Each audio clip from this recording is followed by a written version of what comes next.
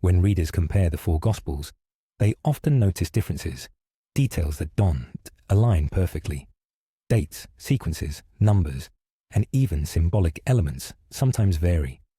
This has sparked a long-standing debate. Are these discrepancies historical contradictions or intentional theological choices?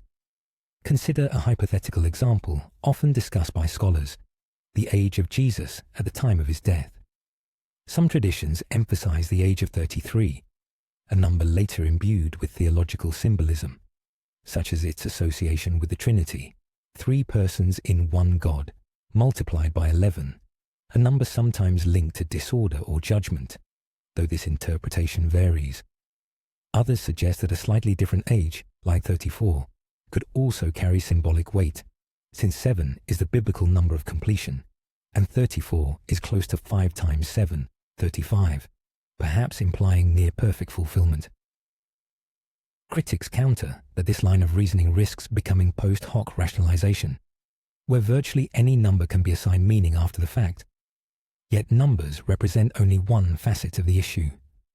A more significant question concerns how the Gospel writers understood their own task. Unlike modern historians striving for chronological precision and empirical objectivity, the evangelists openly shaped their narratives to convey theological truth. The Gospel of Matthew, for instance, explicitly frames certain events as fulfillments of prophecy. One such example is the Holy Family's flight into Egypt, which Matthew presents as the realization of Hosea's words, "Out of Egypt I called my son," Hosea 11:1. This leads to a deeper question: what actually constitutes a contradiction? One perspective insists that divergent details, whether in timelines, ages, or event sequences, represent genuine inconsistencies, both historically and theologically.